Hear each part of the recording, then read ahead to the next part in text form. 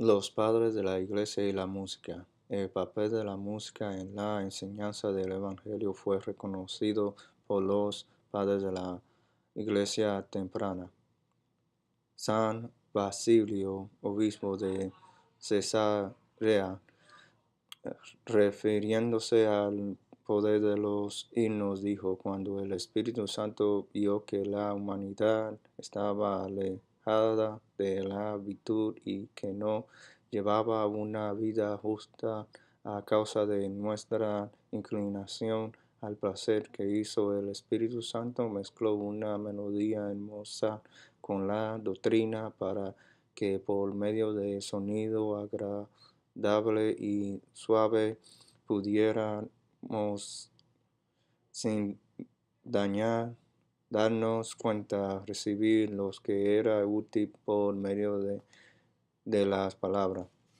Según documento de ese tiempo, los himnos usaban tonadas que causaban un fuerte impacto en los creyentes. Estas tonadas provenían de repertorio secular. Esta técnica fue usada repetidamente por los reformadores a lo largo de la historia, y su uso permitía que la congregación pudiera cantar sin necesidad de aprender la tonada, pues ya estaba familiarizado con ella. La música también fue usada como una fuerza unificadora. Sin Agustín narra que San Ambrosio usó los himnos para ayudar a los cristianos a mantener un buen espíritu. Fue entonces que fue introducida la práctica de cantar himnos para revivir el espíritu decaído de la gente durante su larga vigilias. Los padres de la iglesia también se enfrentaron al uso de instrumentos en la iglesia. La música instrumental era usada generalmente para acompañar festividades paganas, debido a que existía una fuerte relación en la mente de los nuevos conversos entre los instrumentos y las celebraciones paganas. Los padres de la iglesia minimizaban o incluso prohibían el uso de los instrumentos y la música en general. Su postura era influenciada por el modelo de los filósofos griegos antiguos, que creían que los dioses, por compasión hacia la débil condición humana, habían permitido que la humanidad encontrara una experiencia agradable en la melodía y el ritmo, y así suavizar su sufrimiento. Esta prohibición es difícil de justificar porque es contraria al modelo bíblico caracterizado por una abundación de instrumentos musicales en la adoración, especialmente en el templo. El Concilio de la Audiencia. Los líderes de la Iglesia temprana tenían varios asuntos en mente con respecto a la música. Primero, la importancia del canto y el canto de las canciones apropiadas. Segundo, el uso de la música en la Iglesia, incluyendo la enseñanza por medio de la música. Y tercero, el uso y abuso de los instrumentos. Los padres de la Iglesia temprana diferían en estos asuntos y por lo tanto los trajeron ante el Concilio de la Audiencia. El impacto de las decisiones tomadas en este concilio cambió el escenario del canto congregacional hasta la Reforma. Los obispos de la Iglesia, preocupados por el uso de los instrumentos musicales, texto que no se encontraba en la trivia y el uso de tonadas seculares para el canto congregacional. Decidieron prohibir todo, incluyendo el canto congregacional en la iglesia. En este momento cabe analizar la forma en la que se abordó esta situación, la naturaleza radical de las decisiones del Concilio de la Audiencia privó a los fieles de participar activamente en el servicio de adoración. La Iglesia justificó su decisión diciendo que la manera tan pobre en que la congregación cantaba interfería con la ejecución decorosa del canto. Esta justificación puede ser válida, sin embargo, no tuvo en cuenta los asuntos que fueron originalmente traídos al concilio, la introducción de elementos seculares, el uso de instrumentos, etc.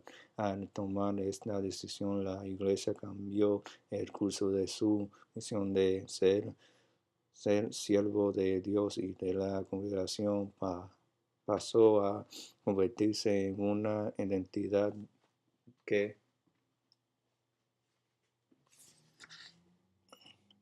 velaría por su propio interés de la iglesia, los de ser uh, representada y reconocida como una autoridad política rica y poderosa. El canto durante la época de la Reforma. Martín Lutero. Lutero había recibido entrenamiento musical desde pequeño y como monje agustino y llegó a dominar el laúd y a cantar con cierta habilidad. Lutero continuó con la tradición de los padres de la iglesia al uso de la música como una herramienta educativa. Una de sus mayores contribuciones fue la de darle a los creyentes la oportunidad de unirse al canto congregacional. Lutero tenía la convicción profunda de que cada creyente debía entender el mensaje bíblico y por lo tanto la Biblia debía estar en la lengua vernacular de creyente. Bajo Lutero, la música llegó a ser la mano derecha de la teología, cuyo propósito era esparcir el mensaje del Evangelio. Lutero quería que todas las artes, especialmente la música, fuera usada en el servicio de aquel que las dio y las hizo. Para lograrlo, Lutero publicó y diseminó un gran número de cantos y como resultado estableció el himnario como una herramienta para enseñar doctrina y promover la piedad. Cabe notar que los himnarios no fueron usados exclusivamente en la iglesia, se usaba también en los hogares, las escuelas, los hospitales, las tabernas y los lugares de trabajo.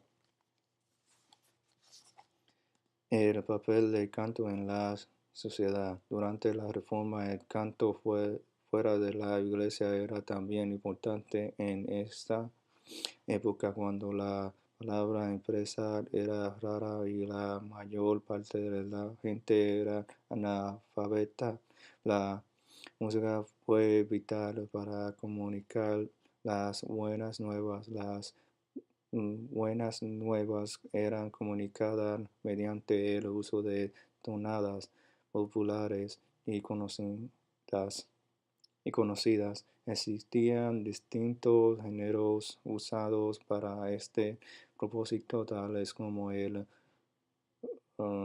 canto popular, la balada popular, el canto de la corte y el canto social. Lutero usaba melodía proveniente de todo todo tipo de canciones para diseminar el Evangelio. El papel de las canciones luteranas fuera del ámbito de la adoración, ya sea para propaganda, la edificación personal y el crecimiento espiritual, no ha sido destacado lo suficiente, pero es necesario para entender mejor la inspiración de Lutero y el uso de tonadas proveniente de una variedad de repertorio y estilo.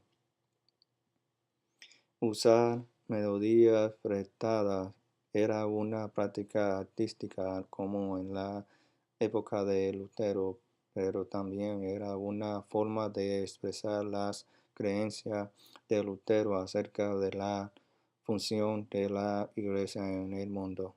Para Lutero, toda la música era espiritual, es decir, útil para la teología.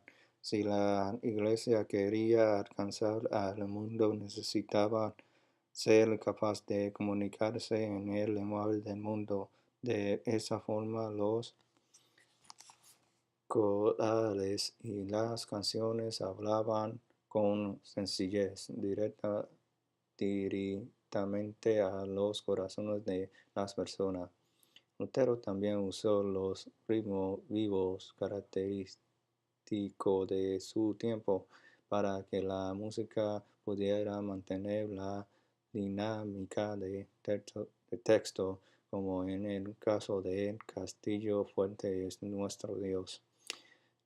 Esta práctica de uso melodía prestada se denomina contrafalta. El uso que Lutero hizo de la contrafalta ha sido el objeto de malos entendidos y hay gente que ha llegado inclusive a negar totalmente su práctica.